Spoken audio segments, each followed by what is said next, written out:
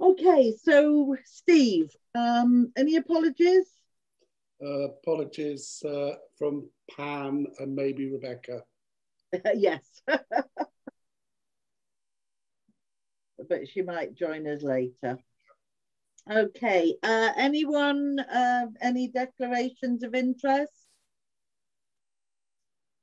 I got no interest in doing sheds again. That's it, you. I know, Richard and Gareth were truly heroic today, I tell you. Oh, they really were. Right, minutes of the last meeting. Well, as you know, the March meeting was in quorum, so the minutes we have to agree are in fact the February minutes.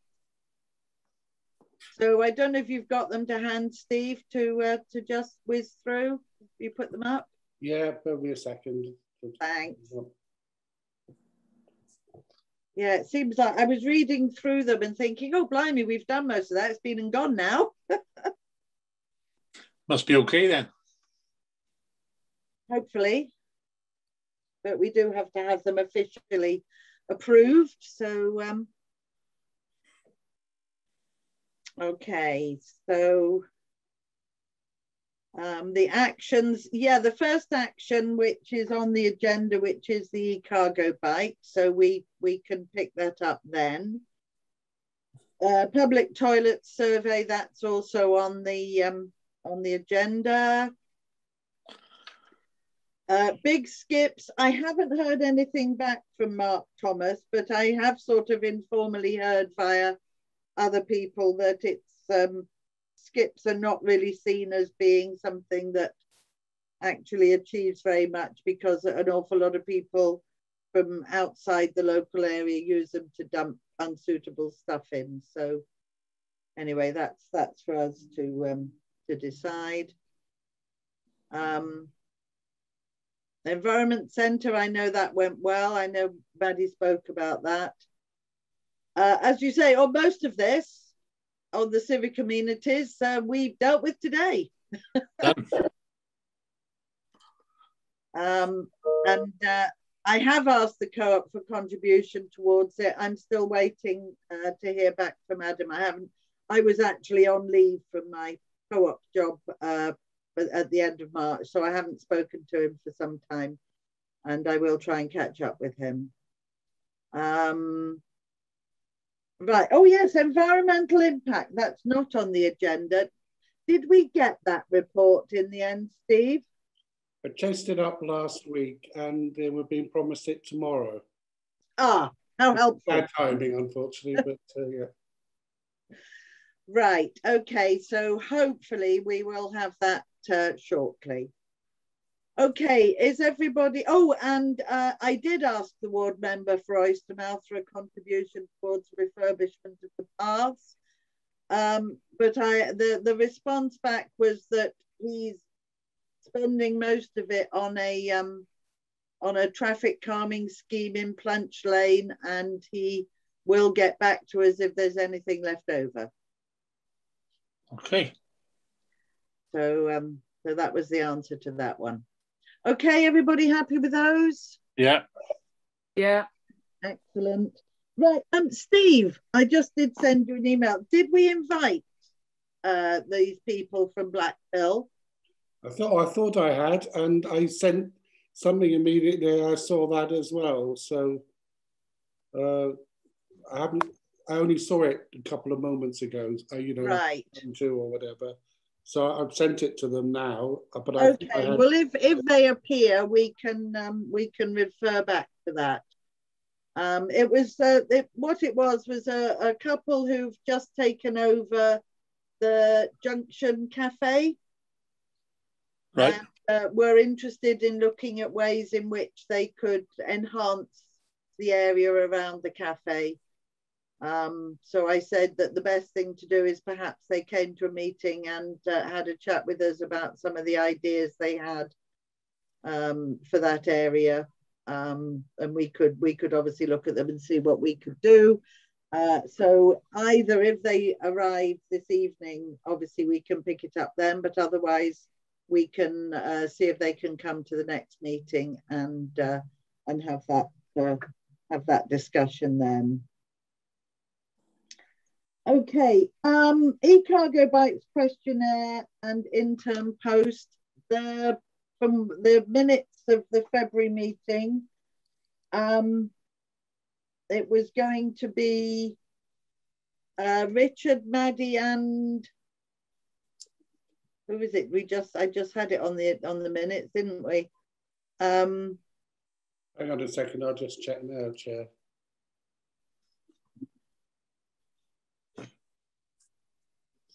Yeah, Maddie, Paul, and Richard to produce final draft. Right. So has anything been actioned on that? The silence from Richard and Maddie. So I'm guessing no. No, we haven't done anything on that. I got slightly confused with what's happening with that and how to take it forward with if we were having a completely new position and a person just doing it, or if it was going on the end of the other one with Claire. It's going on with the one, what we agreed was we would sort of look at Eddie's quite lengthy questionnaire and narrow it down to about 4 kind of quite broad and general questions that the intern could ask when they are interviewing the businesses. And then those that were interested, we could then obviously follow up ourselves with a more detailed questionnaire. So what the plan was that you, Richard, and Paul were going to look at the questionnaire that Eddie did and narrow that down to 4 kind of quite broad general questions that we could then follow up on. Right, okay. So maybe if the 3 of you could try and just do something for that. I mean, obviously the intern post has been delayed anyway, because at the moment, obviously most of the businesses are still closed. But I assume, I don't know if Steve knows any more about it. Is there a plan coming up soonish to progress that? They're hoping to defer it again. They were talking, I think they had some candidates, but one's pulled out. And when we discussed it yesterday, it doesn't seem, it seems too early for the job to actually happen now. So yeah, Claire was going to go back to the university and ask for their advice, you know, because there may be a time limit on when they have to do this work by. Yes, because obviously grant funding sometimes, as you say, is sort of restricted to certain timing. But yeah, if you could just make sure I'm kept informed about that, Steve, because I did request, as was, you know, the invitation was put out for any councillors who wanted to be involved in that, and I did come back and say yes, I would like to be involved in that process. Yeah, well, they are. Sorry, Chair. They are aware of that, but the committee voted for I can't remember who was on the panel, but although you put your name forward, you weren't selected for that particular. Well, who was and why and where is the representation from the Environmental Committee with regard to the e-cargo bike? Okay, it's not a cop-out, but because I didn't serve that committee, I can't remember who was on, and obviously I've not didn't hear the discussion on the logic behind it. But well, I think we should, if we're, it was agreed by full council that this would form part of that post. So it's not something that another committee can just decide to dismiss out of hand, because it was an agreement at full council. Okay, well, perhaps we'll have a chat about that later, shall we, just to see the best. Yes, forward. I think we need to, because we need to make sure that this isn't just pushed aside, which seems to be what the attempt is being done, because we do not want to be in a position where we're having to go back round and ask the same businesses another series of questions, because it's just counterproductive. Maddie. So we don't actually have a timeline for the questions to be submitted at the moment. It would appear not, but by the sound of it, things are going to go ahead without us being informed, and therefore we need to make sure that we actually have that set up. Sarah. Yeah, I'm a little concerned with COVID that we're going to end up having to shelve it for a year anyway, Carrie, because, you know, by the time we get round to doing anything, there could be another flare up, and yeah. Yeah, I mean, we weren't, you know, planning on actually, we were just trying to gauge the interest at this stage. Yeah, right. Rather than, and what we didn't want to do is to have a completely separate, you know, post going round and doing exactly the same thing as one that has already been out and done it, because the businesses have got enough to do without the community council sending two different people round asking, you know, I can see that. Thing. And it's ironic that if it was set up, it would be quite useful with the COVID thing. But yeah. Absolutely. Yeah. Yeah. Okay. Right. So I would like, please, for me to be kept updated, and if you could find out the information as to how, you know, they are going to ensure that this is actually incorporated into what they're doing, which is still seems to be a deadly secret from everyone, because despite repeated requests, I've still never received any information about what exactly it is that they're planning to do. Can I ask, Chair, who is the representative from Environment? Nobody. Nobody. That would appear to be the case. That there was some selection panel that was selected by who knows who, and they chose not to include anyone from Environmental. Well, that's not good, to put it lightly. Exactly. Right. You know, I mean, that was not what was agreed at all. It's very undemocratic and very against green issues as well. Absolutely.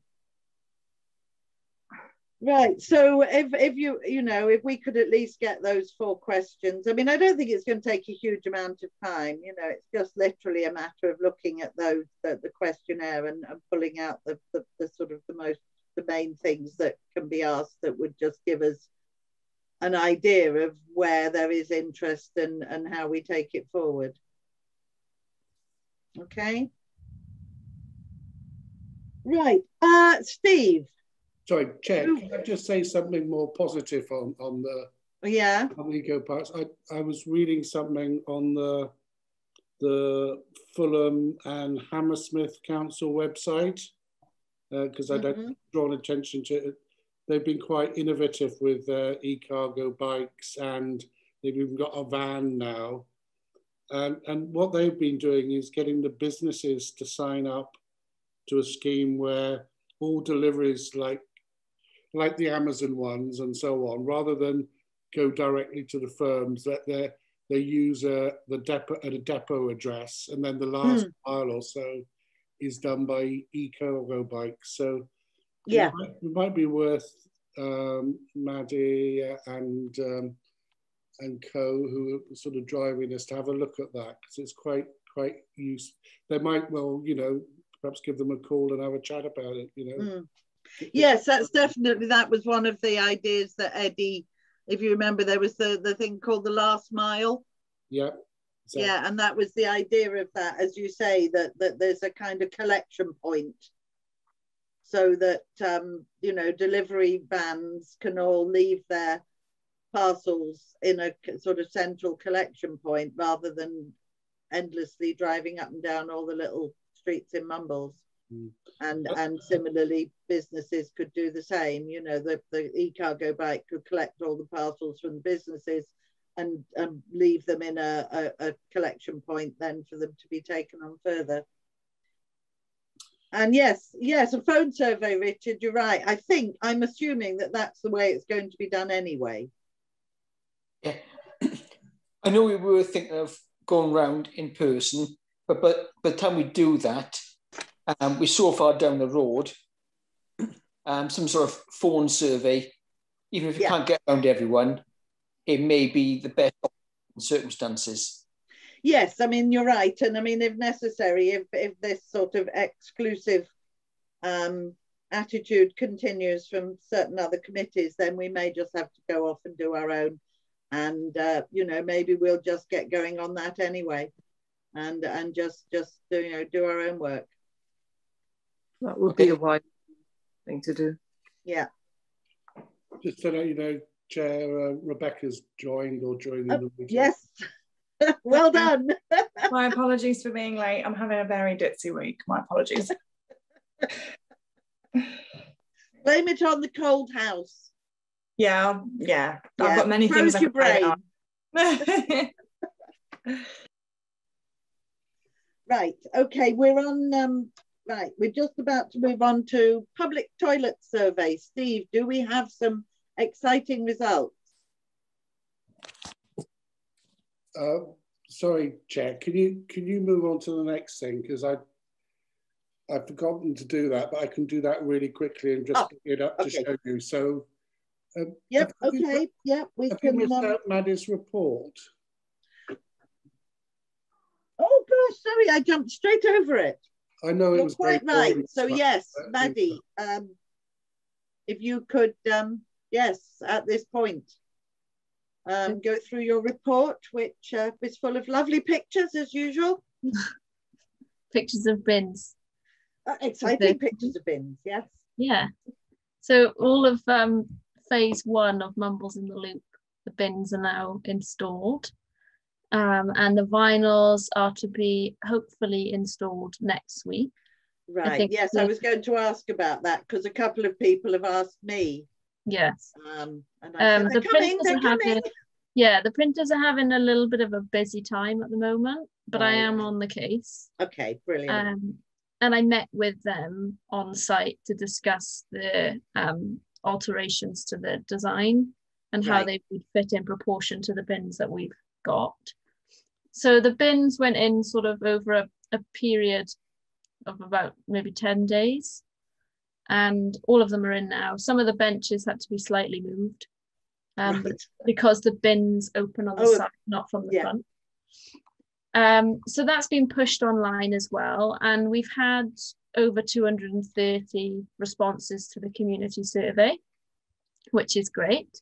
And I can start to see, 230 people is quite a lot. And we boosted a few of those posts to try and get as many people within the area to take the survey. And you can kind of see trends already with the results. I don't want to speak too soon, but they're quite interesting.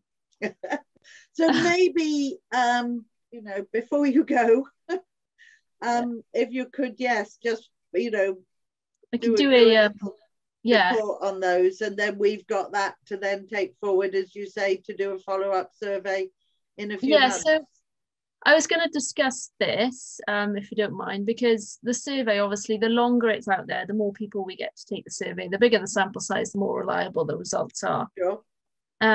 So we've got another 2 phases of Mumbles in the Loop to do, which we can, the second one is imminent, really. Now that we're in the next financial year. So my thoughts are to continue with the survey, keep pushing it in different rounds, and then do the secondary survey after all 3 phases have been implemented with all the vinyls, and that means the bins have then been in Mumbles and the surrounding wards for a substantial amount of time, for a couple of years. So then people can actually use them, and hopefully you'd get the same one. But depending on if you can get the second bins in quite quickly, you could do one after the second round. It might be worth at least just, getting a feel. Because you want to keep the momentum going, but you also want the bigger sample size. But it's having that sweet middle, isn't it? So I reckon that would be a good approach for that. And then obviously the survey, the second survey needs to be designed in a way that is sort of similar to Swansea's and just asks slightly different questions, but hopefully the same people will undertake the survey, the primary survey. So that's Mumbles in the Loop at the minute. And I've spoken to M&S. I'm on the case with supermarkets, see if I can get them to sponsor a couple of bins. Brilliant. So that's something that is progressing. Hopefully I can have a meeting with, I think it's Hannah from M&S. Okay. To discuss their involvement. So that will be good, because obviously the larger the campaign and the more, big retailers that you have on board, the more funding you can get through, and sort of, giving back to the community in a different way, a different level. So that's also progressing. Jubilee Gardens has now got more raised beds in it and looks lovely. We planted primroses, wood anemone, hearts, tonguefin. We got foxgloves given to us from Lower Norton allotments. Yes. Which is great. And if everyone is in agreement, I might put some lavender in there very soon. If everyone is happy with lavender going in. Rebecca? I'm very happy with lavender, but did you say? I thought, oh, got a comment about lavender. No, I love lavender. Did you say it was a donation of foxgloves from Lower Norton allotments? Mm. Yeah. Can we just take as an action to cross-check whether they've had a grant from us with community and social, Steve? Because if they have, that's quite nice, isn't it? Yes. That's how we want things to work. Yeah. Yes, if you remember, we put in, we gave them a grant, or 2 grants actually, one 2 years ago and one last year. The first one was for an extra tap to be put in at the top of the site. And the second one was for the hire of a couple of skips to get rid of a huge amount of rubbish that had been dumped and left on the site. Could we do a bit of a story about that, maybe? Yeah, good idea. I don't know the woman's name, Carrie, but you were familiar with her. The Smugs. She came when she was at the Smugs meeting when we were. I'm trying to think what her name is. She's got, Sarah might know, she's got the allotment next to yours. It's not mega urgent. Maybe we can take it offline. I just thought it was quite a nice. No, that's a good idea. It's not Sharon, is it? It's not Sharon. No, because we know Sharon because she's in the Smugs group. And in fact, she came past, didn't she, when we were down there last time? And she's got sort of short grey hair, whitish grey hair. I'll check with. I'll remember who she is next time I see her. Okay. But no, I think that's a good idea, Rebecca. Yes. Maybe nice. when the rules are a bit even more relaxed, we could get down there and do some photos and a bit of a story. That would be a nice summer lifter, perhaps. Good idea. Brilliant. Yeah. Yeah. Is it Tony's wife, Edna? Is it Edna Lane? Oh, it might be Edna. Yes, it could be. Tony's wife. Yeah. Yes. Yes. Okay.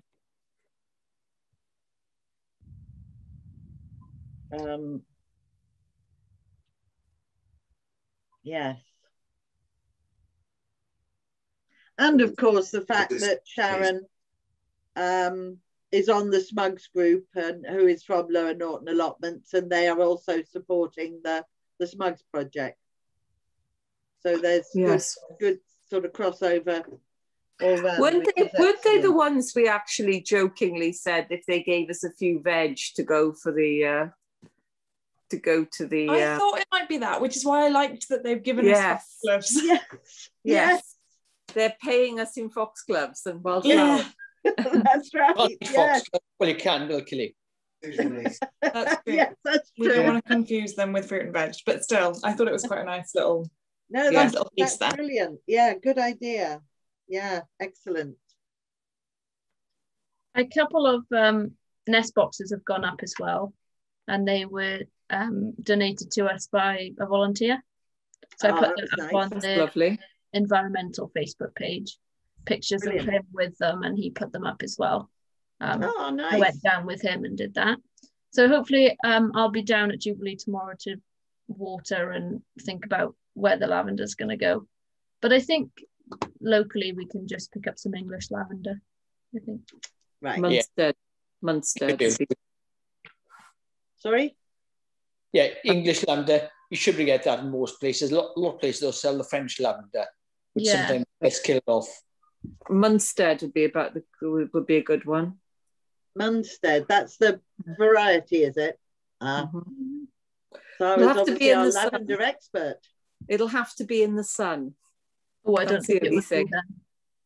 It's quite shady in there. It's partially Yeah, shady. that's what I mean. You've got to put lavender in the sun. So I was thinking, where are you going to put it that it gets I've at got least some 6 hours lavender in sun? my garden in the shade, and it does fine. Same in my house. It's not supposed to be. It does like well drained, sunny. This is English lavender. It's used to the shade. Yeah, there's some Welsh lavender in there lavender. at the minute. That is fine. The English, this traditional British lavender. I'm not saying English. British lavender is. We call it Welsh lavender, okay? Yes. Yeah. It's Right, used we'll to the give it a rain. go and see how it gets on anyway. Yeah. Okay.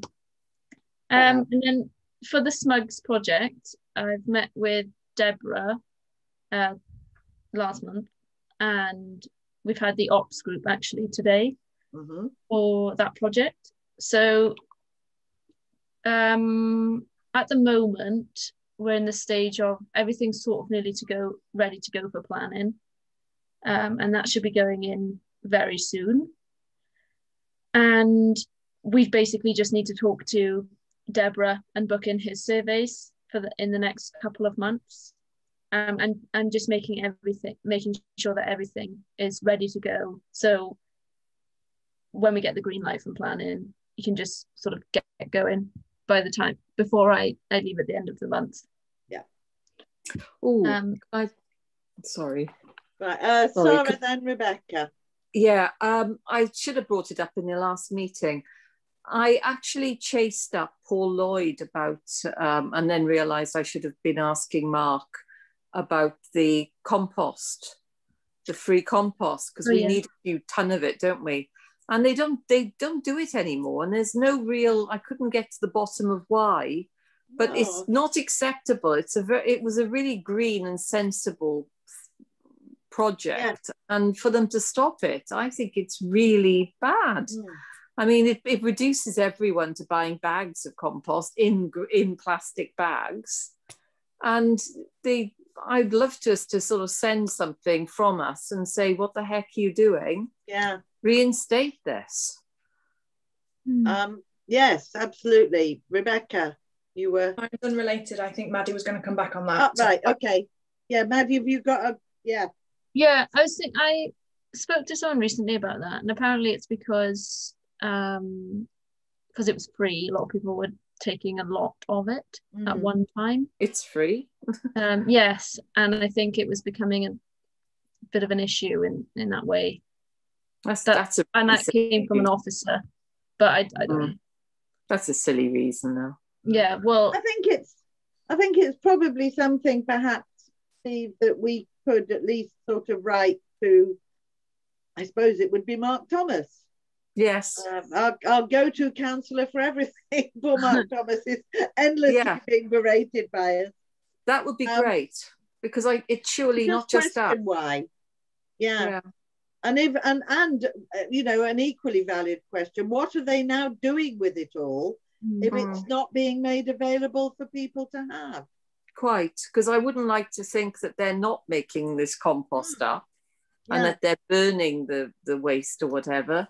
It's an environmental question which we should be asking. And if free compost is around, it means people can actually use that as opposed to going and buying more bags. Yeah. Can I just point of information? I've made this point before. I don't understand why it's not. The stuff produced by local authorities is not compost. It's created by this huge heat. It's basically effectively burnt. It has been used as soil improver because it gives you but it's not compost. No, okay. I suspect it is compost. We use it as such. We've used it as compost and it's brilliant. Yeah, no, I know. I mean, Steve's being accurate, and he's right. And it is actually classed as a soil improver. Yeah, but that's because they can't say anything different. It's a bit like... And it does go through, I think, as far as I remember, it goes to somewhere in Carmarthenshire and gets processed there and this heat treated or whatever, and then comes back. Which is sensible, which all compost should be. You know, apart from garden compost, where you know what you've put in it, but it gets rid of all the weeds and anything dangerous. Right. Yeah. So yeah, Steve's absolutely right. It's not compost, and it was always referred to as soil improver. Yes. Well, we need our soil improvers. Yeah. But yes, it's still a very valid point that we should be questioning. You know, why they've stopped offering it, and as you say, what is being done with it instead. Yes. And is there some way, perhaps, if they're concerned about commercial gardeners or whoever it is taking loads of the stuff, that it can be made available to community organizations, you know, community gardens, environmental groups, whatever? Yes. I mean, yes. Before this, they used to actually, if you wanted 4 ton of it or whatever, they'd deliver it. So if they want to go back to that, that's great. But if they were going to do it for us, for instance, we could take charge of it and have extra there and let people know in Mumbles that it's there, which again would encourage people to know what we're doing there. Yeah, where would you suggest we'd put it? Oh, just a pile, just right outside the Ostream. They'll be fine with that. Okay, anyway, no, I definitely think that's an action to pursue with Mark Promise, and just ask the question as to what is happening to it now. Yes. Right, Rebecca, yes, I do have a vested interest. Question. I'm a gardener. Just a really quick question. Just making sure the loop's been closed with, I think it was Marie from the Friends of Oystermouth Castle on the Smugs project. I don't think so. I don't think that connection's been made yet. Again, Steve or Maddie might be able to follow up on that. This was following on from your meeting, wasn't it, Rebecca? Yeah. Yeah, sorry. Is she going into the operational group or the steering group? I couldn't remember. We were going to ask her to join the operational group. Okay. Well, I'll put that as an action for me to do tomorrow then. Brilliant. Thanks, Steve. Lovely. Thanks, Steve. Okay, Maddie, back to you.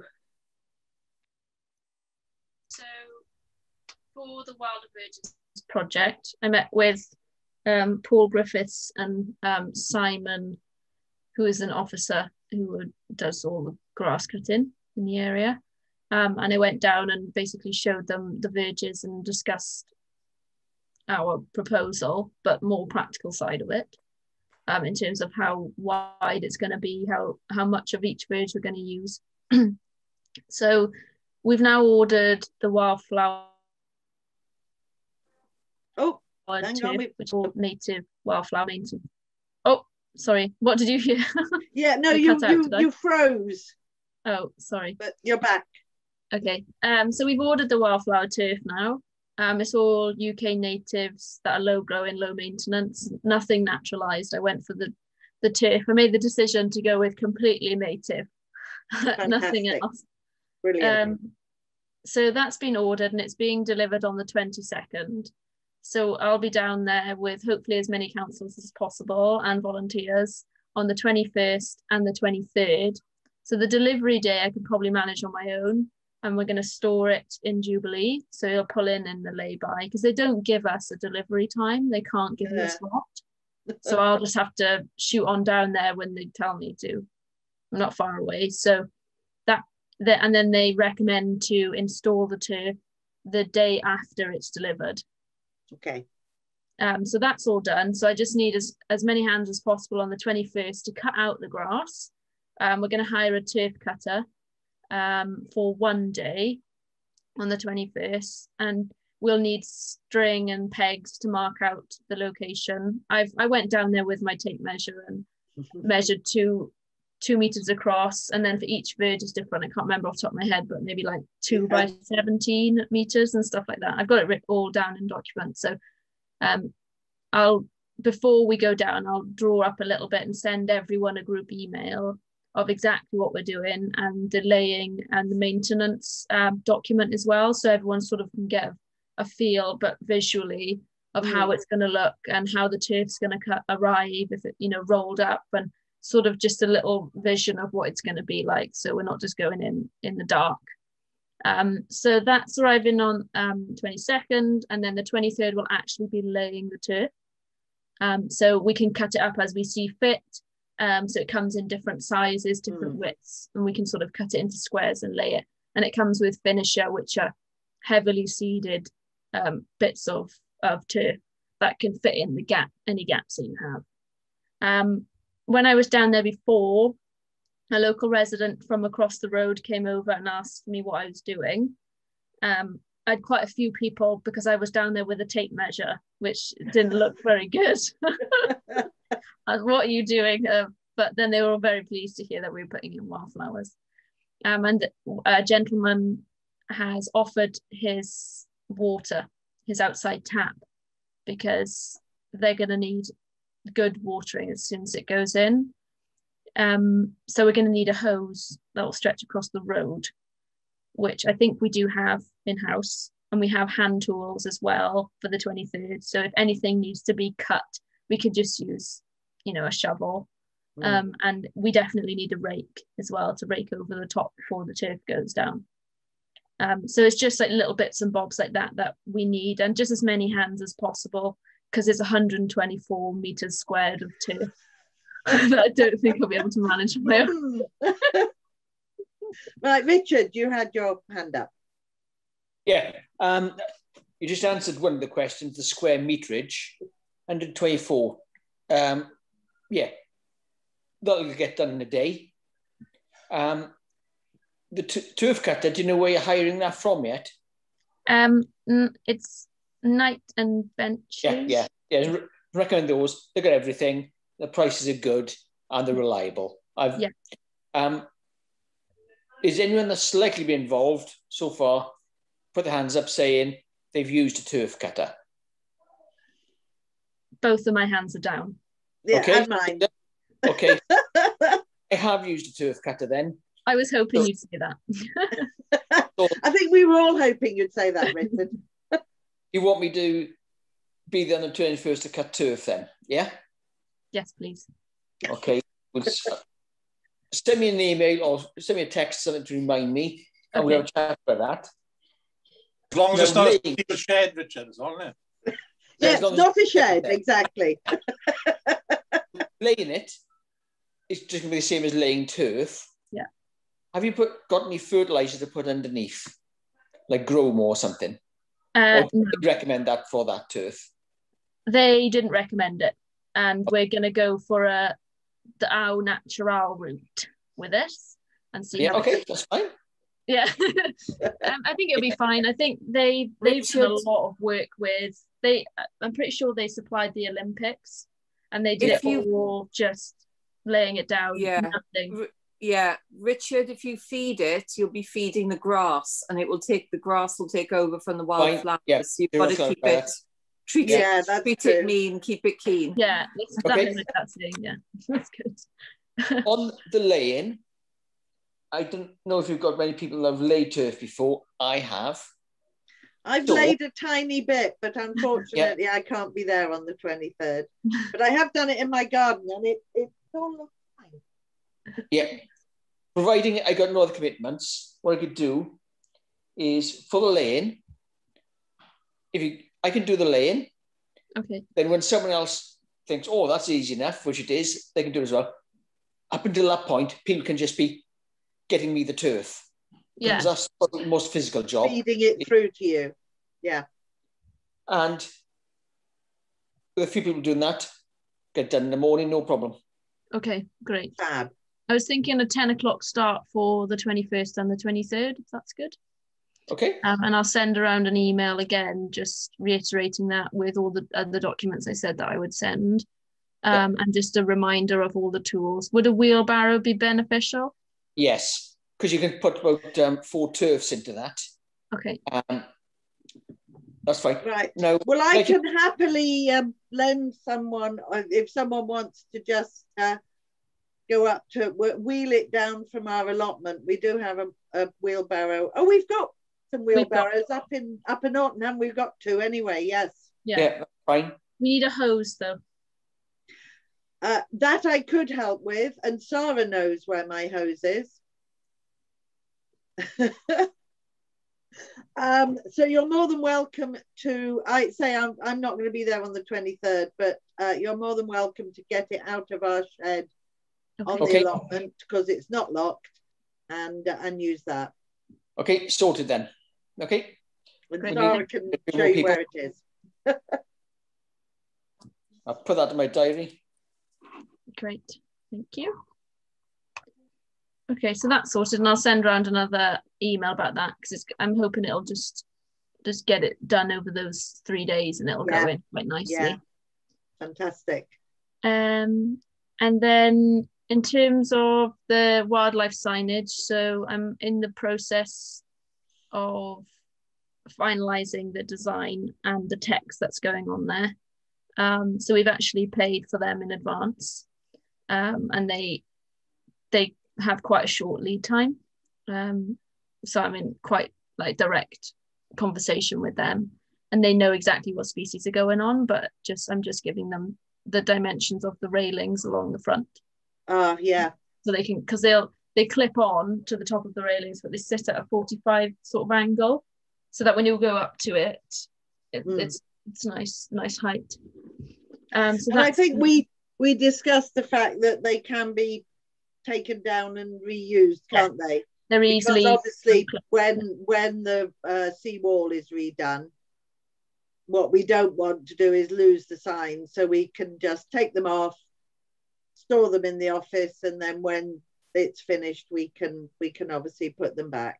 Yes, I've gone for a what do they call it? The fixings that I chose for it were the type that you can install it and uninstall it yourself. Brilliant.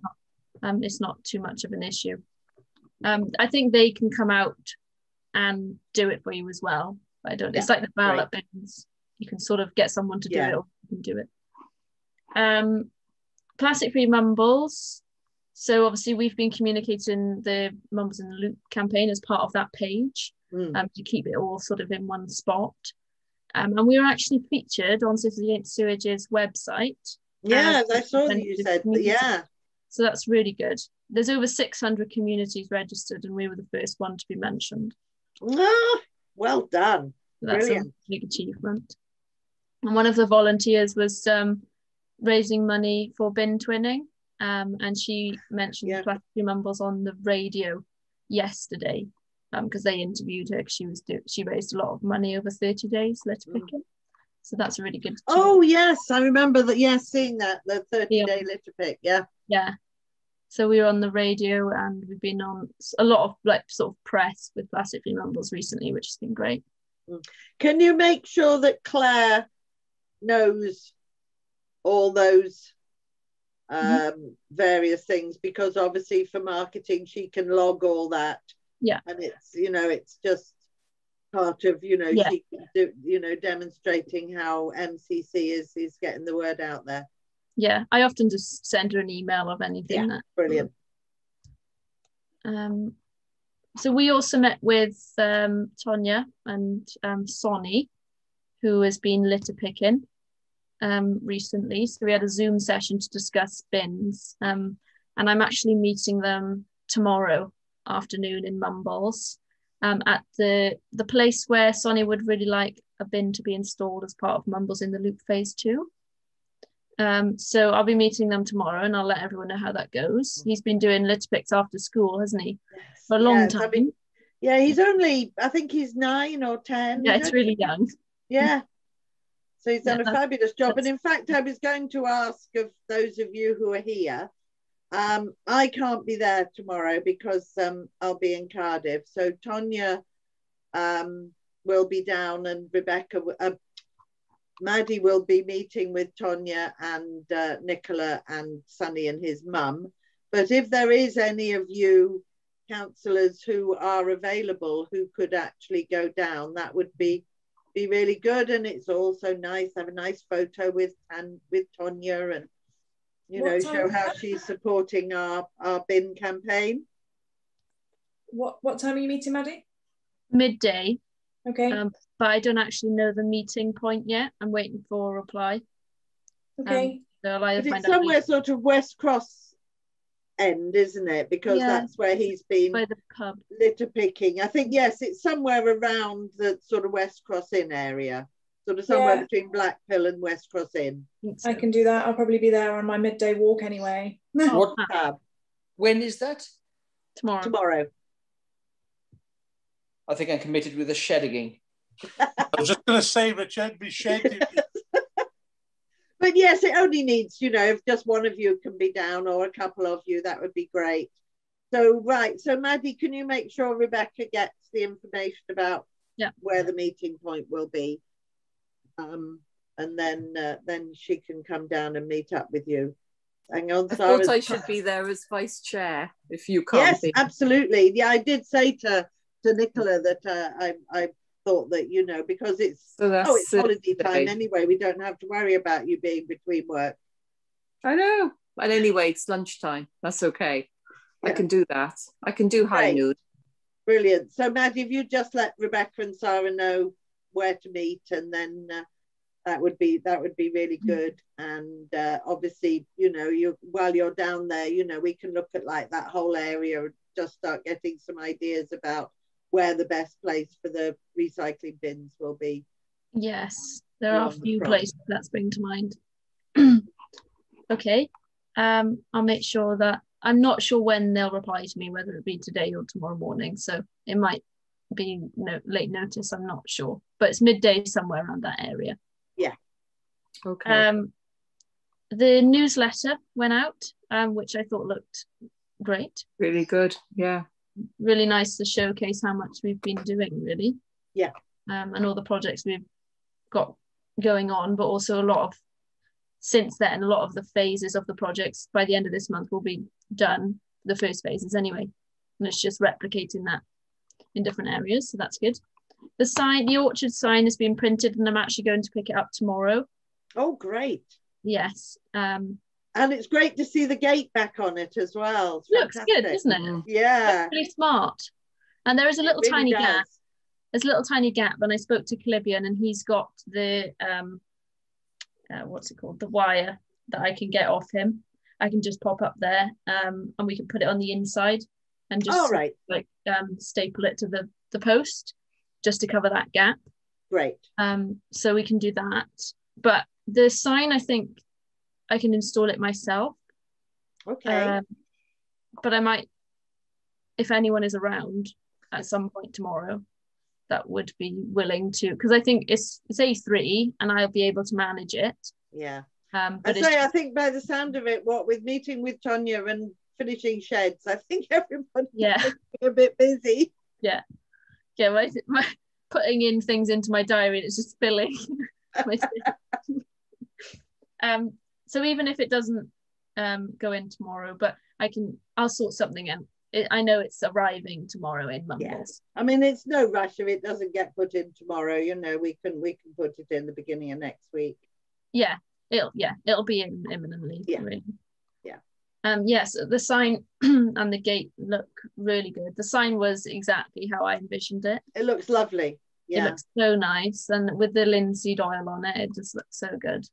And I think in the future, those big panels would benefit from some sort of engraving, or, you know, getting a little artist to come in and do something nice, and maybe a little aluminium sign on the gate with our logo on it, something like that. Well, hopefully, yes. I know Steve is, I hope, still trying to source MCC plaques. Yeah, I'm looking at gold options now. That seems to be the only thing available. Definitely. Social Farms and Gardens actually sent me a few signs. Remember when we got all those tools granted to us? Yeah. Like £500 worth of tools. It's sponsored by the Welsh Government. So they sent us a lot of signs and just a lot of materials and resources as part of, you know, us being a community orchard and being sponsored by Social Farms and Gardens. So we can put them up as well. Excellent. It's not specific to Mumbles Community Orchard, but it's just, community orchards in Wales sort of outlook on it. Yeah, so that's fine. That's what's been happening this month. And then unfortunately, sad to say that I will be, as everyone's probably read in the report, I know, we'll be leaving at the end of this month. But I would just like to take this opportunity to thank everyone. I know that not everyone's here, but I've thoroughly enjoyed it, and I'm very grateful for the opportunities this past year. It's been fantastic. Oh, well, yeah, I mean, you've just been amazing. I mean, the amount of stuff that's actually got started and things that have been set up this year has just been absolutely brilliant. And, I'm sure that everybody in our MCC area now is aware of the environmental work that's going on in the community council, which is absolutely fantastic. And I know we're getting comments coming back and feedback and interest in things, so it's just been absolutely fantastic having you. And I just wish we could persuade you to stay. Thank you very much. You did a good job. Thank you. Yes, I have to say, Maddie, you've taken our sort of half-assed dreams and expectations, and you've made them a reality. And that's no small thing, because we had a lot of dreams. Thank you. Thank you. So yeah, absolutely brilliant. I just, at this point, just because it follows on from the feedback from the newsletter, I got and it fits in with the wildflower stuff. I got an email from a chap called Mr. Phillips, and he was very keen. I know he sent this also to Sarah, I think, and Rebecca, or Adam forwarded it on, about wildflowers in Castle Fields. He's very keen on, he lives in Castle Acre. Right. Which obviously faces onto the green, and was saying that there's some areas that are looking a bit scruffy, and would we think about considering putting some wildflowers in there? Right. And I know it is something we've actually, I know Sarah, you and I have talked about, and I know Maddie, we've talked about getting more wildflower areas. So perhaps that is something we should pursue a bit, and it certainly would be lovely, because it's a very, very big area, which at the moment is pretty blank. And I mean, obviously we don't want to take it over completely, because it's obviously for the kids to play on and play football and things, but I'm sure there are bits of it that we could make swathes of a meadow there. That'd be lovely. Yeah. Maddie? I was thinking about this not so long ago, because I went down there. Obviously, we applied for that Keep Wales Tidy development package, but we didn't get it because we already had one at Jubilee. But it was a much larger package. It was like a turf package. Absolutely. It was quite big. Yeah. Maybe like 10 meters squared of turf. But I went down there recently and I saw snake's head fritillary growing in the orchard. Yes, that's right. And you don't normally see them unless it's like a wet meadow. And that site along the front there, it is wet. Yes, it is. There's a section of it that it gets quite boggy.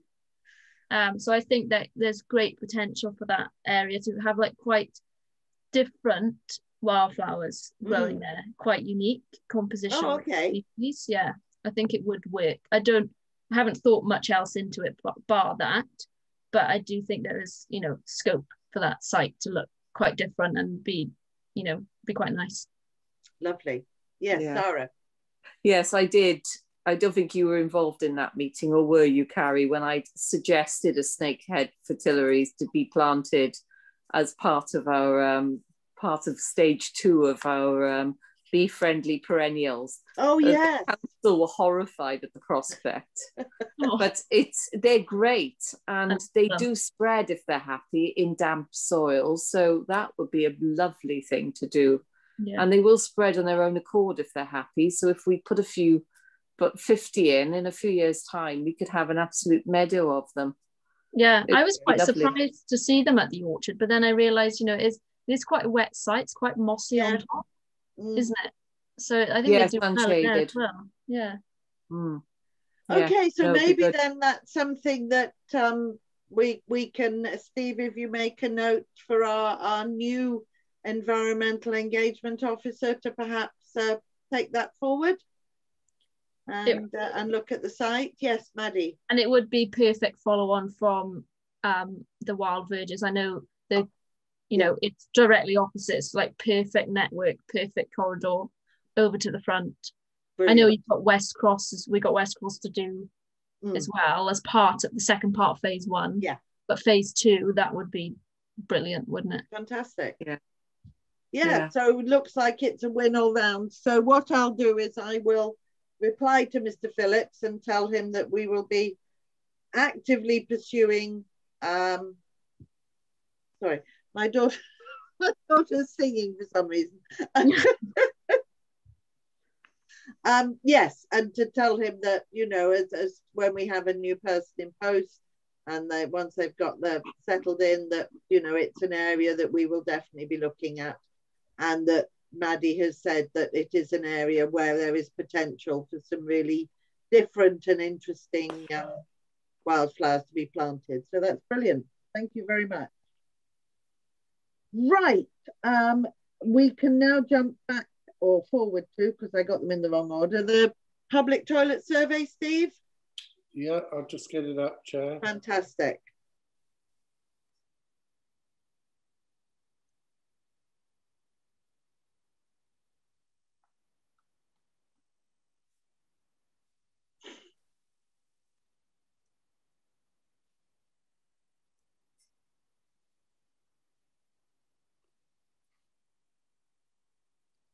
Okay.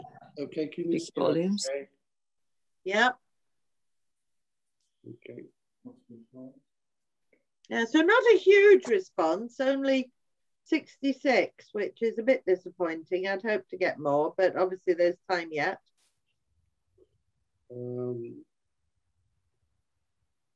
Most of them had used the ones. The only ones that hadn't with a wide range of choices, because they don't need to use one because they weren't open or because they're dirty. But it was not very clean, yeah. There was only 3 respondents really that. Right, yeah, yeah. These are the days that they're used mostly on: Mondays and bank holidays. Sort of. I mean, in fact, I think that's Monday to Friday, isn't it? So it's basically weekdays, daytime. Yes. Yeah. That's right, yeah. Yeah, so less so in early morning and evenings, yeah. Oystermouth Square. Square is the most used, yeah. As you expect, Oystermouth Castle least, because that's quite hidden away, isn't it? Yes. Okay, good. Oh, well, that's good most people actually think that they have actually met their needs. I was concerned that people would say that they didn't, but that's good. That's helpful. Right, that's, yeah. With these ones, the actual individual answers, because there's 14, don't show on this report. But right. But you have to get those separately, yeah. Yeah. So these are the things they thought would make them better.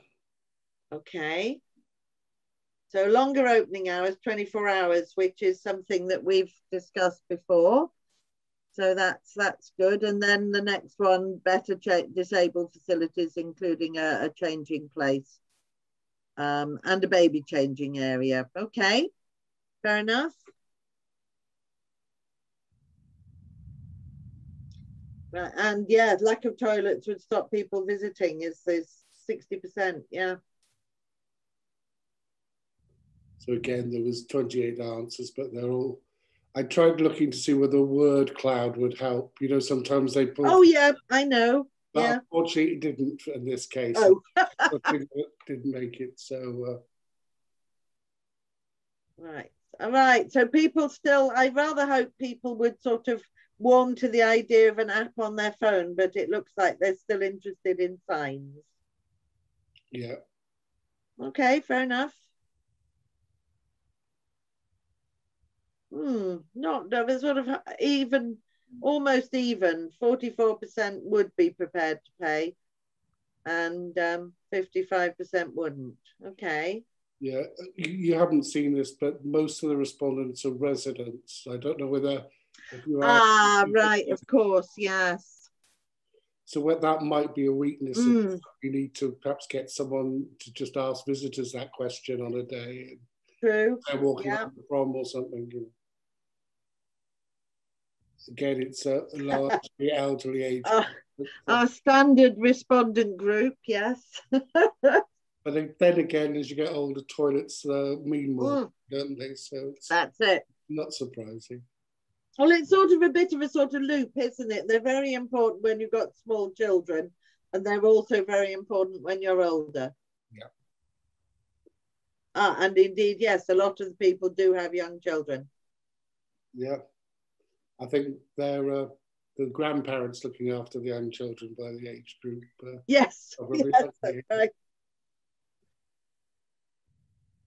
So as I say, the residents, you know, mostly. Vast majority, yeah.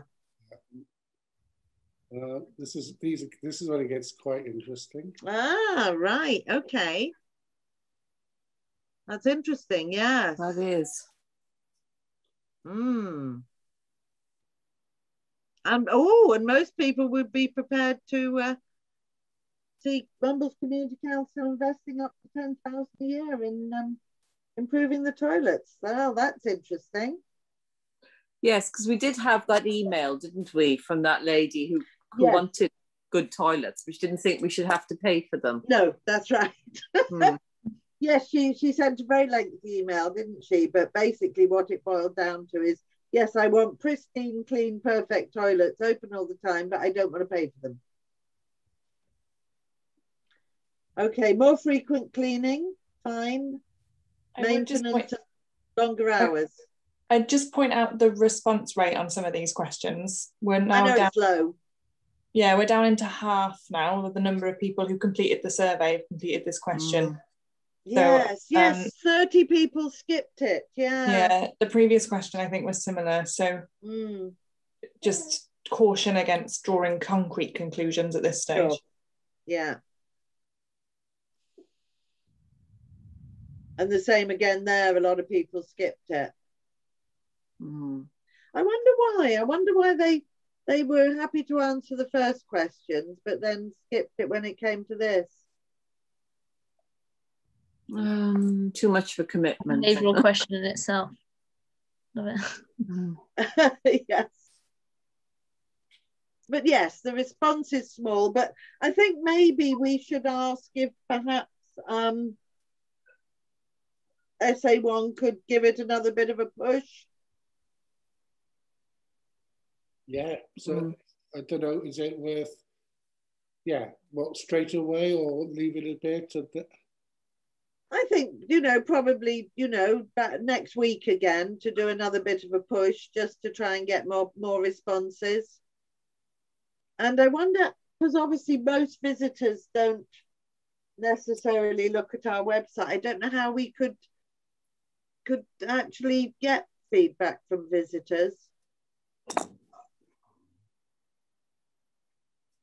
I don't have the answer to that question. I was just going to say the survey about the West Cross play equipment wasn't boosted at all and got 170 odd responses. Yeah, much and I better. think the answer there was that it was circulated via various networks as well. Like people got hold of it and then shared it with their WhatsApp group of mates or whatever. So I just wonder whether there's any groups that we could kind of encourage to do that. Community groups or the like. Yes, like the Mumbles, Langland, Newton one or whatever, and all those type. Yes, some of the Facebook groups, but also, yes, people who have like mailing lists that, we wouldn't necessarily have access to. And parents groups as well, because they need the toilets for the children. Maybe we could ask the schools if they could send it out with the kids' newsletters. Yeah. That might be worth a try, because obviously they are probably frequent users of the facilities. And they've usually all got those handy WhatsApp. Each class has got a WhatsApp group. If you put it out, or ask the school secretary to put it out on each one, you've instantly got access to each parent. Yeah. Okay, well, maybe, yes, we'll do that. So if we could maybe put that as Will an Claire action, do that? Steve? Would Claire do that? Is that something Claire could do, Steve? Yeah, I think so. Yeah. And any other groups that she can think of that might be useful. I mean, ideally, although obviously a lot of our respondents are older anyway, but certainly I think it's something if we could. Parents are interested some sort of older people's group, rather than, obviously the kids are really important, but I'm not sure how we could, because most of the sort of old people's clubs and things are all closed at the moment. This is there's a number of grandparents on the WhatsApp group, because a number of grandparents look after children, so you'll get some. You'll get some. Yes, that's true. Well, Carrie. Indeed. Okay, right. Well, so we'll keep it open, and we'll just try and do a little bit more pushing of it.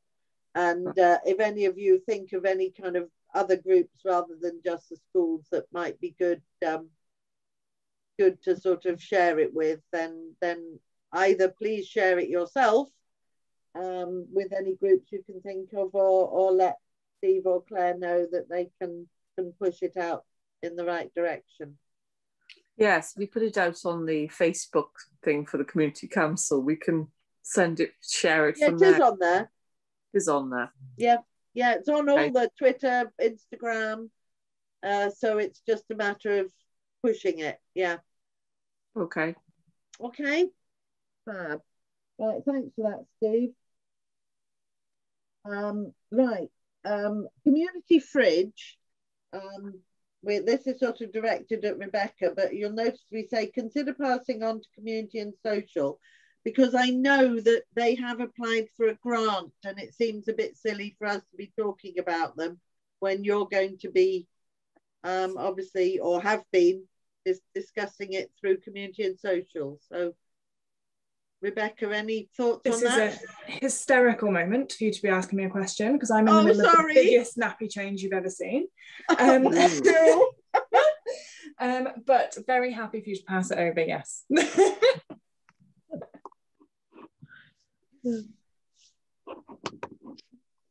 Okay, no other comments? We're happy that everyone's agreed.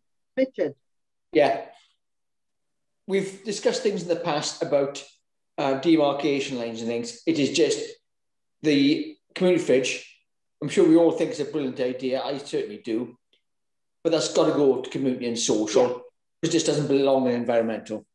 Yeah, absolutely. So good, right? So that's that we can tick off. Carrie, I think you missed out the big skips proposal. No, I mentioned it, if you remember, in action points from the minutes, and said that I hadn't heard back directly from Mark Thomas, but anecdotally I have heard that it's something the council don't do because they found it caused more problems than it solved. Yeah. I heard that. Sorry, I didn't realise we weren't going to. Can I just bring something up? Yeah, absolutely. It might be worth researching, but Paul Egan's doing a report for us on our committees. Yeah. And he sent me an interim sort of thing for some comments, just so that the information he has on us is correct. So he sent me a table. He's compared us with 4 other councils. That's right. I remember you saying this. Yeah. I noticed one of them do skips. Okay. Community skip thing. And Paul very cleverly, Paul very cleverly has worked out which each of these comparable ones are. I think right. Accounts and various devious means that it has.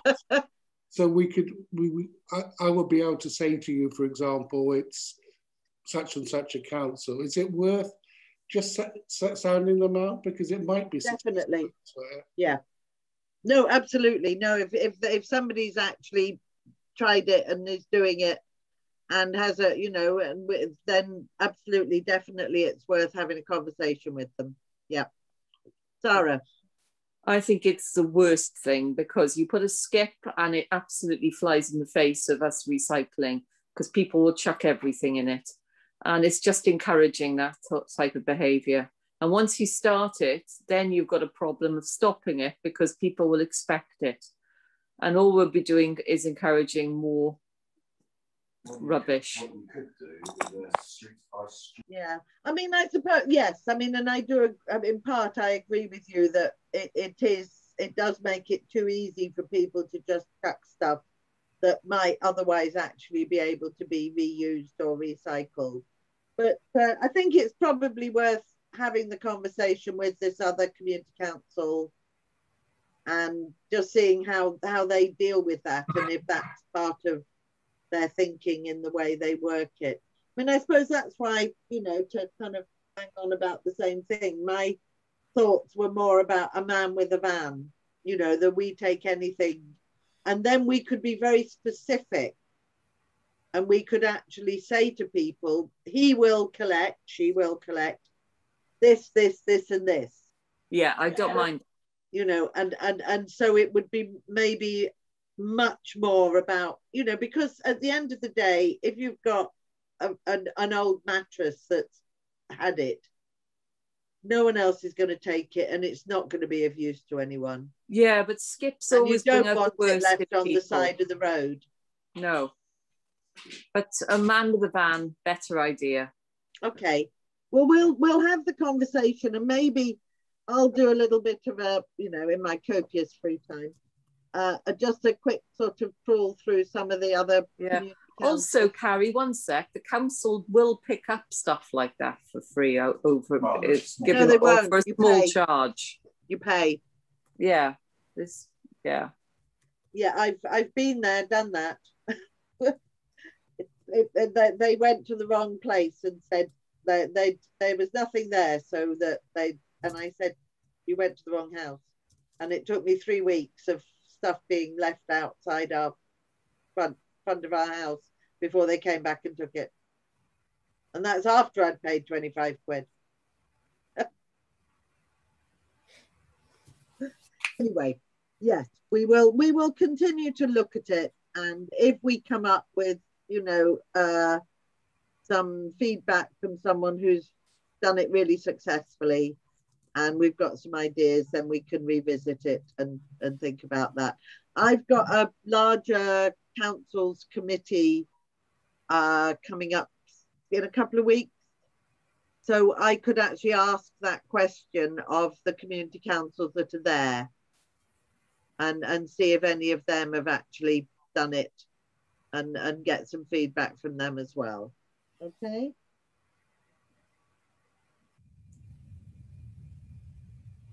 Right, jolly good. Right, garden tree project. Not sure. I think, is this Sarah? Was this you? Garden tree project? No, it's not ringing a bells. Well, I'm all for it. Oh, I know what it was. It was sort of to do with you. Oh. Okay.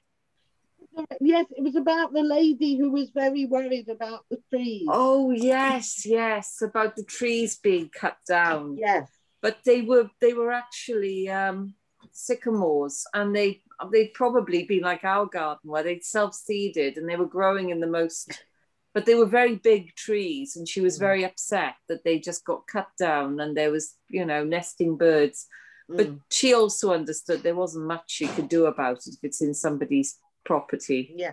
Well, no, I think it was Steve actually who came up with the idea that if we can kind of have some sort of, I don't know, competition, something for people to actually kind of be proud of their garden trees. And just, you know, maybe something about all the wonderful things that a tree in your garden can do in terms of, you know, wildlife and whatever. And just maybe to just people to maybe look out of their window and think, oh, actually, that tree that I thought was a bit rubbish, oh, maybe, you know, maybe it's got more going for it than I thought it had.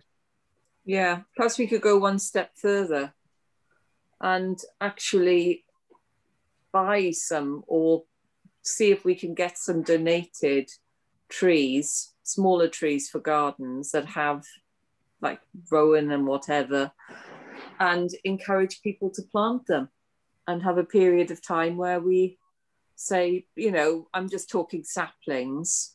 Yeah. Yes. From November to March, you can plant them, and say that the community council is investing some money in, if you want a sapling or if you want to plant a hedge, a natural hedge, we'll help with the cost, because they're quite reasonably priced, and perhaps we can get a deal. And we might be, because I know that there's been a lot of the Woodland Trust are giving lots and lots of trees. The schools. But yeah, so whether they would be prepared to give them to us. Or maybe we can act as a go-between and that's really what I mean. They'd give them to us for us to distribute round the area. Yeah, get pictures of people planting trees. But I think certainly there's still an argument to be had about, you know, existing trees. Yeah. You know, because part of it is, how do we discourage people from chopping down trees? So as well as encouraging people to grow them, it's a way of discouraging people from Well, if we had down. a picture of Google Earth over Mumbles and we could see how green it was and say, well, let's try and keep it that way, or even make it greener.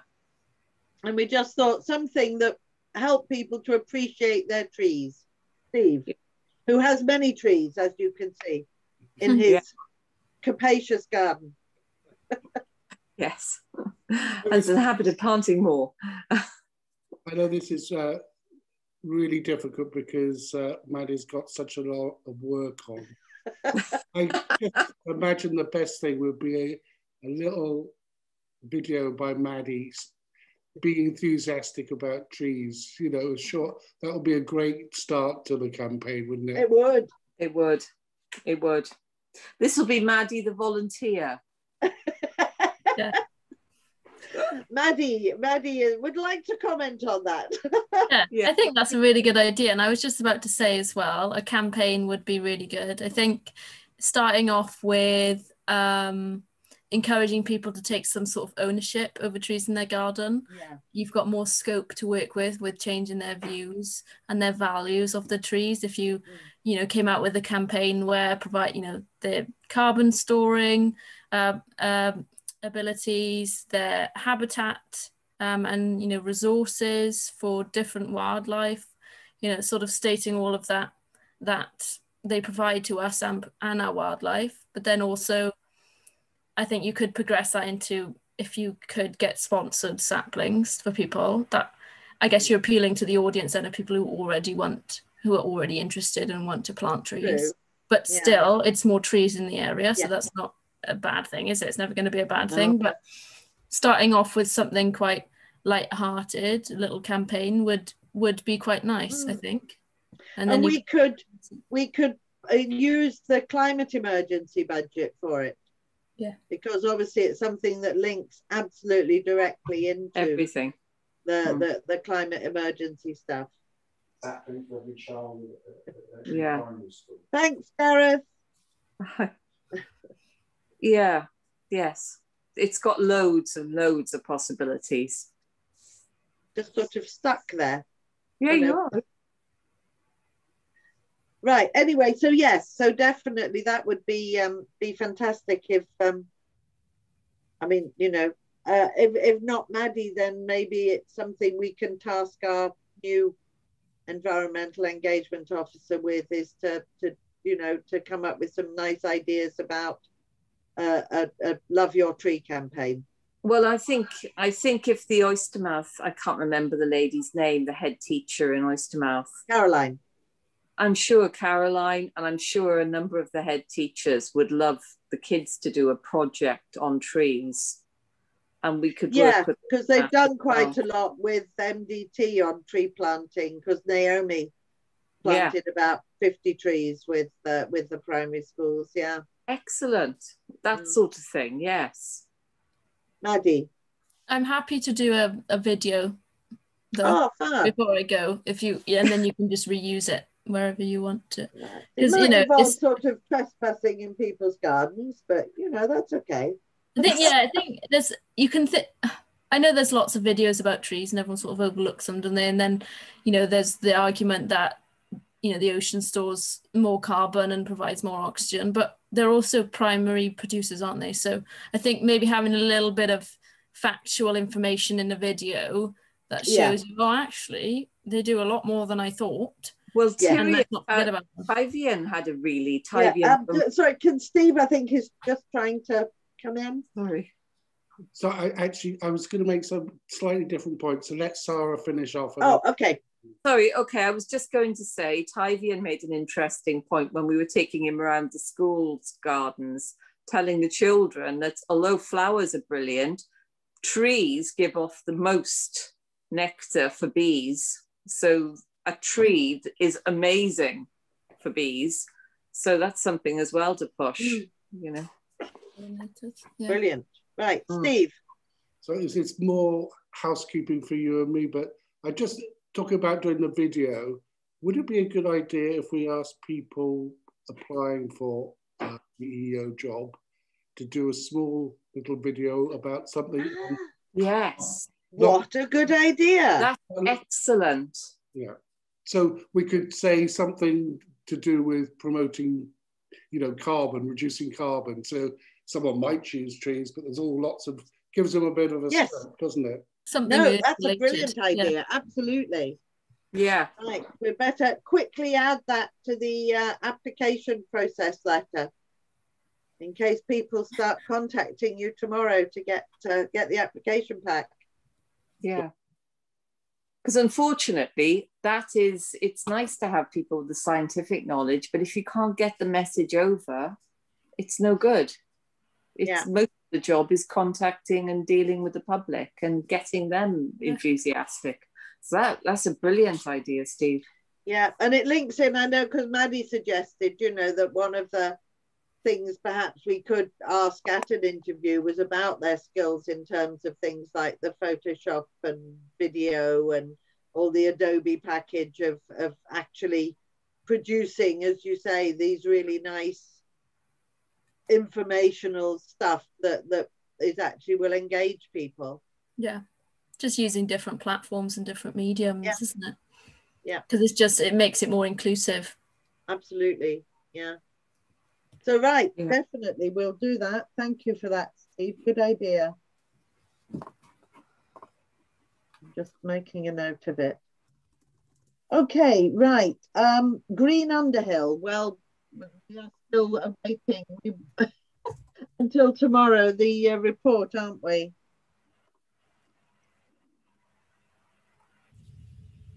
So we can't really. Hopefully, we'll get something about that next week. No, tomorrow. In fact, I think you said, didn't you, Steve? That's what the project manager is telling us. Yeah. So hopefully we can pick that up once we've had the report. Right. Item 13, cleansing. Mark Thomas was going to try and progress getting this SLA sorted, but sadly he's not actually come back with anything as yet, unless or any of the officers have come straight back to you, Steve? I've not heard anything. No. So the 10-year saga goes on. Like we were surprised. Sorry, I realise I've leapt over glass on beaches. Obviously, this is something that's come up as a big issue over the last few days and the holiday. I'm not sure quite what the solution is. I don't know whose idea this was, or anybody's got any suggestions. Claire Anderson asked for it to go on. Right. I think she'd had several sort of incidences notified to her. I suppose it's not just glass, it's the hot Hot barbecues, yeah. The whole, and she was just wondering whether we could consider perhaps putting some signage up about something just to make people think a bit more, and maybe even sort of get Swansea or do a bylaw, no glass on beach. Yes, I mean, up the plastics. it sort of swings and roundabouts, I know, but you're right. I mean, at the end of the day, there's, and also I gather also in Underhill Park they've found smashed glass on the pitch. You know, which you think, you know, that if someone hadn't gone out and actually really carefully checked that pitch, and the kids were all out there playing football. Yeah, that was horrific. You know, that's, you know, and the same with the beaches, you know, that's a lot of kids cut knees and feet and hands and whatever. And the tennis courts, Langland tennis courts, lots of beer bottles there. Right, yeah. That's tennis players with a very bad drink habit. Yes. Yeah, we've got to keep them under control. Yes, we do. Crazy tennis players. So yes, I mean, I think it's certainly something we need to think about, because, you know, but you know, it is that dichotomy of, yeah, you know, we stop people taking glass, so they all take plastic instead. So, you know, we do need to think carefully about how we do it. But certainly I think some signs, you know, actually, if we speak to Swansea Council in the first instance and say, are they happy with us, you know, putting some signs up, you know, that might be a good start. Do you think it might have got to a stage where we might need to put some sort of camera up to watch areas? Oh, it sounds awful. No, we're not a prison compound, you know, and who's going to thinking monitor the cameras with the pitches, because that was dangerous. And we are going to get to a stage where we've spent a lot of money on Underhill, or we're going to be, and they'll be building on there. And I'm just worried that the kind of kids who are going there and doing that kind of thing are also going to be trying to wreck the joint. And I just wonder the level of security we need there. Anyway, we're off. If we go back to the beaches for now, I think that's an argument. And it's certainly not an environmental issue. No. So I think we can safely leave that for someone else. But I think definitely if we can get some signs, you know, try and get some nice eye-catching signs that, as you say, even if it just makes people think twice. And obviously, maybe we need to focus on the beaches for our recycling bins as part of phase 2. Yeah. Maddie. For as part of the coastal area that we put into the budget, I definitely think that the beaches, you know, the bins that sort of before you go down onto the beach, should be sort of, I guess, a prime location and thought of initially when putting in the new coastal area bins, because obviously you can't fit bins across the paths really, you know. No, that's right. On the beaches, and I think there were barbecue bins on Langland, but I don't know. There are, and I was just about to say, I think the other thing we need to do is perhaps just make the barbecue bin signs more prominent. Yeah. The problem we used to have. Rebecca, you wanted to come in.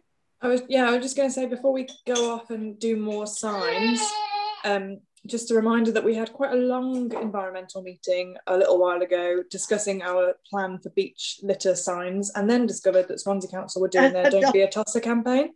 You're absolutely right. Can we just link in with them? I think the Don't Be a Tosser campaign is massively unsung in Swansea. I don't know whether it's because they've done it a bit like mini, because they're a bit frightened I know of what you mean. But yeah, let's not duplicate what they're already doing. Yeah. No, you're right. Yeah. Yeah. I was going to say about the barbecue bins. We have got them, but we used to always find a problem because they never put them out until sort of summer, when really we need them. No, they are out there already. They're out there. Oh, good. But I just think you're right. They're not immediately obvious. I'm sure some people think they're giant poo bins. Yeah, and people used to they have a habit sort of look a bit similar. Yeah. So definitely, I think you're right. You know, we do need to, Rebecca's right, we have to liaise with Swansea Council just to see if they're actually planning to do anything. So Steve, maybe Claire could kind of just see if Swansea Council have picked this up and if they're planning anything. But in the meantime, definitely, I think the barbecue bins could be made much, much, much more obvious. Yeah. Steve? Yep, so 2 points. Just for the record, those bins were paid by us. I know. So I know. Just a positive thing that was done. So yes, which is why we need to make them much, much more well known and obvious. Yeah. We could put a sign on them as well, couldn't we? So it's paid for us. Yeah, and just, you know, signs sort of, you know, just somewhere, sort of not necessarily by, just reminding people, do not leave your hot barbecues on the beach. There are bins to dispose of them in. Yeah. The other point I was going to make, Chair, is it is sort of why when Claire mentioned that I put it on this committee rather than others, because you do a cleansing. Yeah. And we did have it.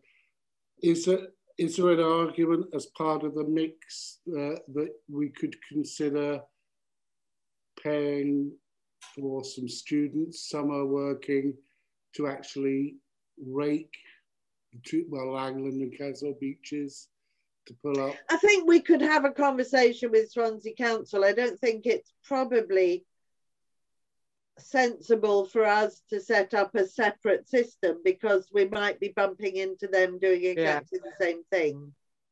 But certainly I think it's a conversation, and perhaps we need to look as part of our cleansing contract that perhaps part of that would be a commitment to actually doing some work on the beaches.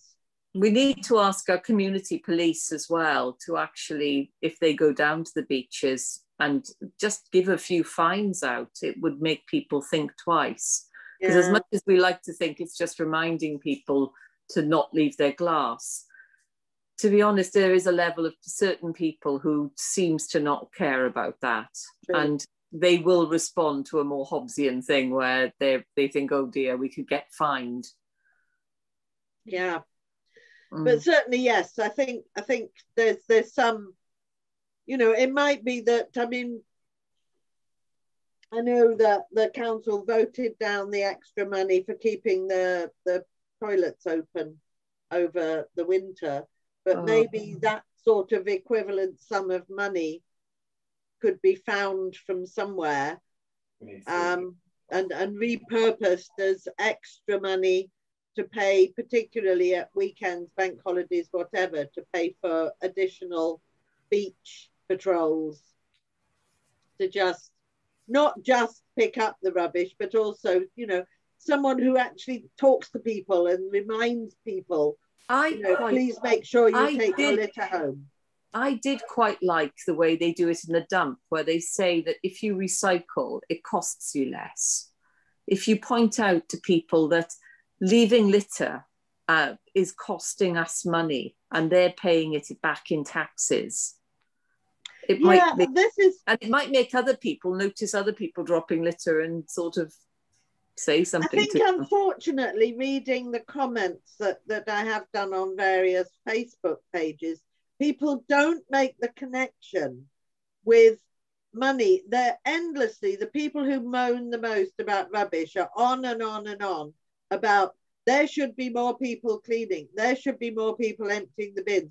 The council should be round, you know, every hour emptying them.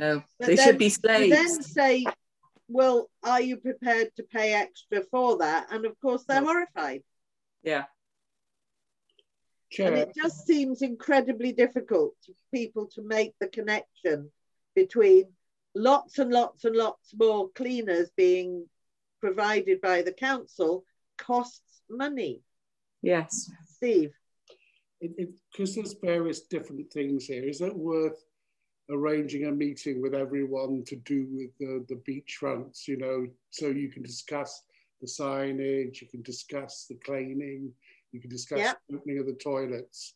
So they hit it with try and deal with it one hit sort of thing. With that. Yeah, we could do that. Yeah, that'd be good. Yeah. So maybe you could set that up, Steve. Yeah. Does anyone particularly want to be on that? Well, I guess I'll be there. Yeah. Yeah, me too. Since I obviously have a fetish with public toilets. Yeah. Well, Sarah and I are the public toilets. We're terrible. We are. You can't keep us away from them. Oh. So yeah, we'll be there, and anyone else who, who Steve, you sort of think is, the people we need to bring together to sort this out. Yeah. Thanks. Okay.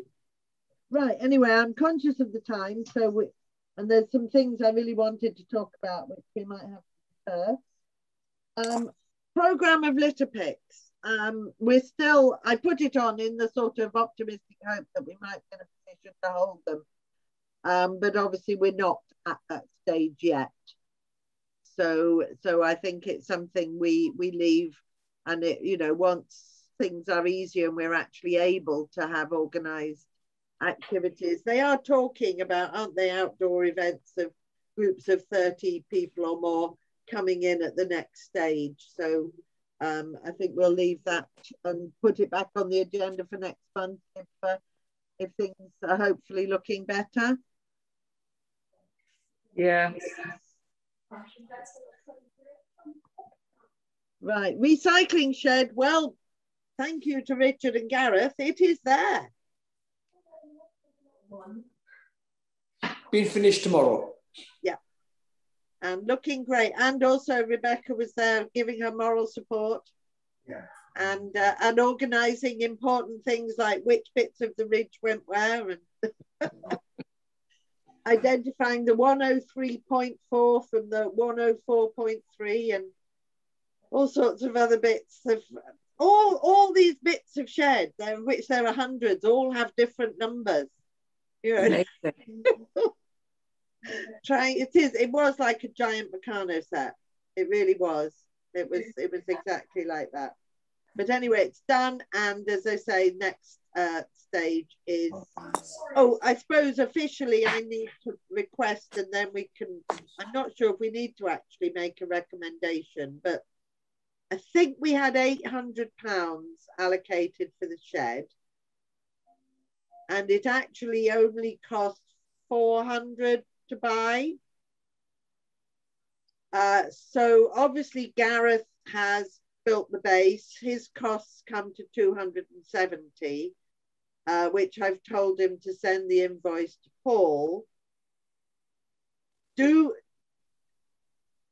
we have to get any permission for that, or as long as we've already got permission to spend the 800, that comes within it?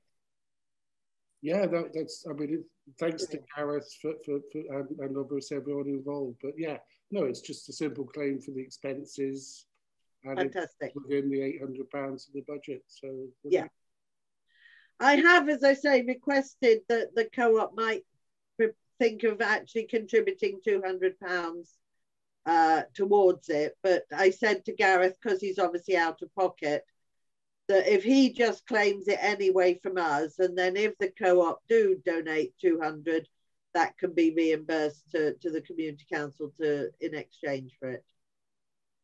So as long as everyone's happy with that, brilliant.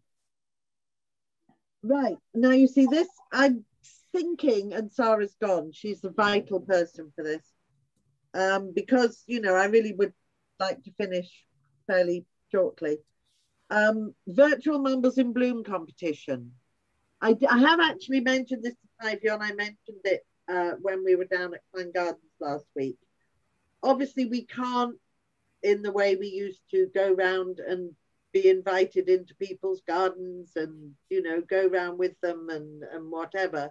So what we're planning is a virtual Mumbles in Bloom, which will mean we invite people to send photographs in of their gardens in different categories, and then Tyvion will judge from those that come in and make a short list, and then wherever possible, we will actually go and look at the shortlisted ones, just so someone doesn't send a picture from the Botanic Gardens, you know, and claim that it's their back garden.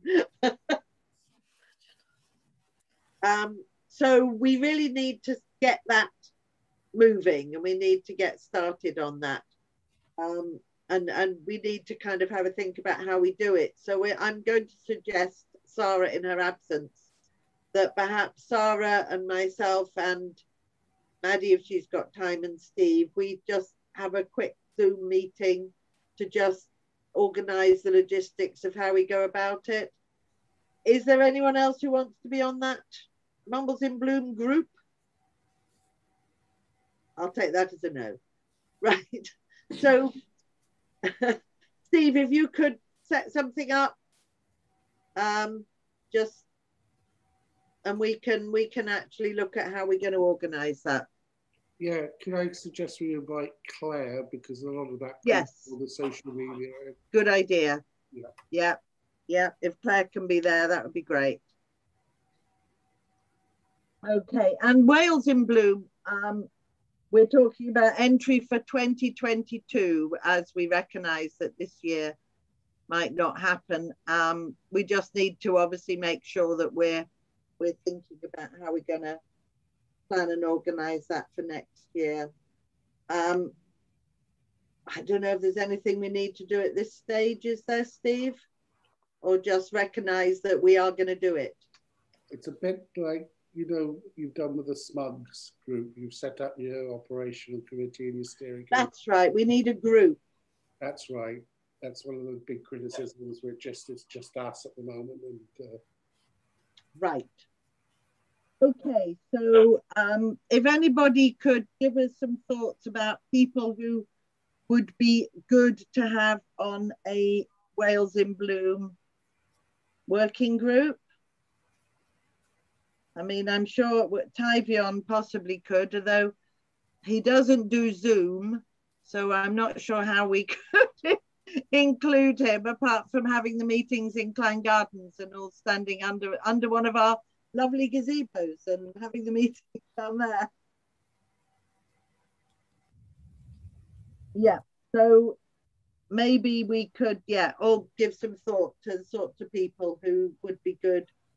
You know, it might be like people from an allotment group, people, locals who we know are keen gardeners who would be interested in that. Again, maybe it's something we put something out on social media asking people who are interested. Yeah? Okay. So again, another little action for Claire is to, you know, her and I to just think of some, well, we can include it in the sort of general meeting we have about Mumbles in Bloom, and then, you know, talk to Claire about how we sort of put it out to encourage people to join that. Okay, right, Repair Cafe, this is a big one. We've got about a minute to talk about it. I went to, well, Maddie and myself and Richard all were at a Zoom presentation by Repair Cafe Wales and the organisation whose name I can never remember.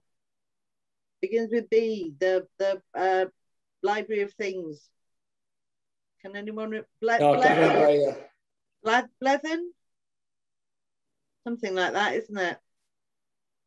Anyway. Remember, sorry. Anyway, we went to, and we all saw it as being something which would be a fantastic idea. Since then, I went down and I had a half day down in the Repair Cafe that they're building in Llansamlet Tip, next to the Tip Treasure Shop. And I've since then, Steve, myself, Sarah, I think Pam was there. Yes, and me met with a couple of other organisations, one in Penarth, one in Llantwit Major, who have already set up repair cafes. So what I'm looking to this group to say, do we think it's a good idea that we start? And it's actually almost effortless, because They provide everything. They arrive in a lorry with everything. Yes, Rebecca. So I think this is a great idea. I would just, look at the agenda that we have this evening. I know. We have a lot on our plate at the moment, and we're about to lose Maddie. So I'm just wondering whether we're perhaps overreaching a little, but whether it's something that's worth keeping in mind for maybe when the new Maddie is settled in. Yeah, I know what you mean. I'm looking at the other things on this and thinking, oh my God, how we could get through all this. Just, sorry, just to finish, that's kind of our mentality at the moment, isn't it? Is that we're starting to move towards doing a set number of things well, rather than a long list of things not so well. You're right. Fair enough. Good point. Steve? Yeah, no, I absolutely agree with Rebecca there. But one thing that I noticed when we had our meeting, they both said, you just want to get someone to organise it who's keen on that sort of thing. It's not necessarily something that we have to do, but if we can think of someone who would love to do that, someone who loves tinkering with things or whatever, and say, look, we help you set it up, but you run with it. That would be the ideal situation. If anyone could think of someone who might like, it's a sort of thing like someone just coming to a retirement project, isn't it? I'm sure there must be some, perhaps we could... Oh, Richard's good at retirement project. We could perhaps we could put something on social media saying, are you, or whatever, or the volunteers groups or whatever, because it's not, they don't need to be environmentalists, do they? If you sort of need to be keen on stuff and, different mentality, isn't it, really, tinkering with things and so on. So. Yeah, one of the things Sarah and I were having a conversation earlier, and we noted that both Penarth and Llantwit Major, they're actually led by church groups. So we sort of thought whether this might be something that Linden Church might want to think about. We could help them to get it up and running, but it might be something because you've got the space there to set up gazebos and stuff in the sort of car park bit, haven't you? Yeah, probably. Certainly worth asking, because community projects are they've got loads of different things on, so it'd be worth asking. And within the Linden community, there may well be somebody, they're full of people like that. Okay, I'll have a ponder about who the best person to speak to would be.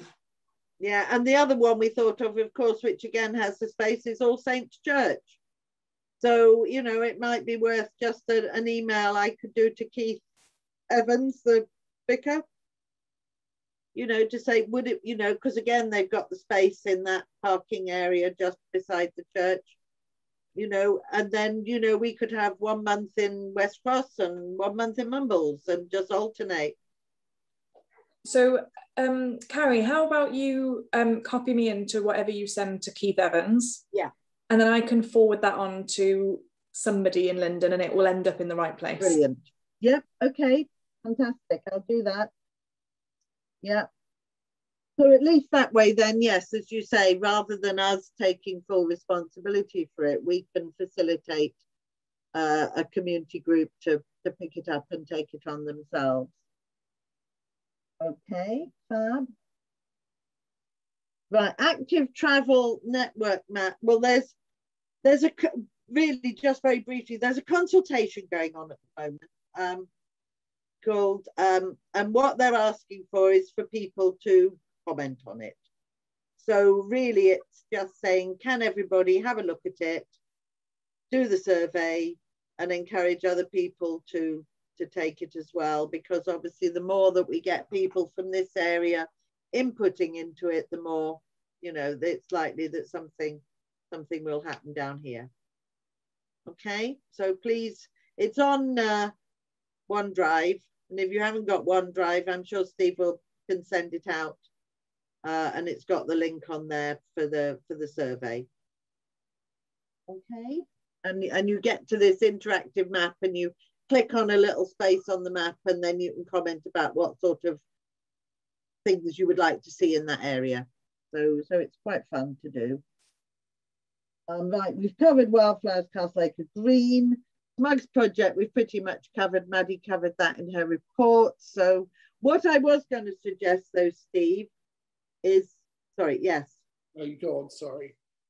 Right, no, I was just going to say it probably would be useful if you sent the minutes from the Smugs operational group to this committee. Yes. Just so that everyone can just keep up with what's going on it. Yeah, so moving on from our meeting this afternoon, that group recommended, I guess, to this group that yes, the payment, wasn't it, that taking over the, you'd explain, sorry. Yes, that's right. We've got to make a recommendation to full council, which you're going to put on for the agenda next month, aren't you?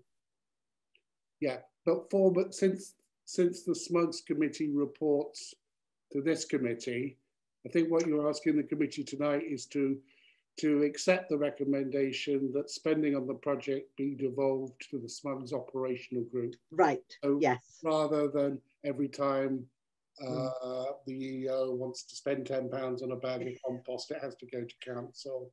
Yeah. In the same way as we do that with our festival, don't we? For the organiser of that it's the Smugs operational group that determine how it's spent. Okay, are we all happy that we put that as a recommendation to full council? Brilliant, thanks. Yeah, make it a lot easier to manage. And do we have Paul's budget monitoring report? It's the same, if you recall, it's because it's year end and they have to be presented in a certain way. It will be for the next meeting. That's fine. Yeah. That's fine. Thank goodness for that, because then we don't have to worry about that now. Sorry it's been such a long meeting, but I think we've got through a lot of good stuff. And it's just such a shame that this is Maddie's last environmental committee meeting. I know. What are we going to do? I don't think we should let her leave. I don't think we should either. Maybe we should just like bury her in one of the flower beds. Bury her in the smug site. No, just let you out to do some work. You have absolutely been a firecracker. We are so lucky to have had you for the brief time that you've been with us. So best of luck for everything in the future. Thank you. And when's your leaving due? When the pub's open? Yeah. The last day is the 23rd of this month. Yeah. That's the day the turf goes down. I know. I mean, what a way to finish. No. I know. And I won't be here. I'll be in Cardiff, so I won't even be able to, you know, set off the fireworks or whatever. Environmentally friendly fireworks. Which I was about to say, which is probably a good idea because they're really not very. No. So yes, well, you know, on behalf of everybody on this committee, certainly, we will hugely miss you, and you have just done, and exactly as Rebecca said, you know, look at the length of this. Well, most of that's because of the stuff that you've just got up and running and working with, and you know, we now just have the most fantastic grounding to go forward. And you know, whoever takes over is just really lucky because you've just done all that work that's there now for them to be able to carry on with, which is just brilliant. And I really didn't think, you know, this time last year that we'd have been able to achieve so much in a year. So it's been fantastic, absolutely brilliant. It really has. Yeah, I'll take these experiences with me everywhere. Oh, that's good. We haven't been too difficult to work with, I hope. It's been so lovely to see the response as well, you know, because everything these crazy ideas that just come into my head sometimes have been fully supported by everyone in the environmental committee, and it's amazing on like how much has been done really, and what's going to come is just replicates of what we've done, you know, the first phases, which is going to link up and make these projects in quite big, like long term. So absolutely, it's lovely. Yeah, I mean, that's what's been so fantastic, you know, that as you say, all that groundwork's done now. Yeah. You know, and we've got so many things we now just need to just build on, which is fabulous. Yeah. Thank you. So thank you so much. And yeah, it just won't be the same without you. Oh, thank you. It's lovely. I'll see you tomorrow, Maddie. I'm going to go put Stefan to bed. Yeah, and we're finished anyway, I hope. Oh, fab. So yeah, Yes. 12 o'clock somewhere. West Cross Inn. West Cross Inn. Perfect. I don't have Sarah's number. I don't know. I can text her. That's fine. Yeah. Cool. See you tomorrow. Okie dokie. See you tomorrow. Okay. Thanks ever so much, everyone. Thanks. And bye-bye. Bye. Thank you.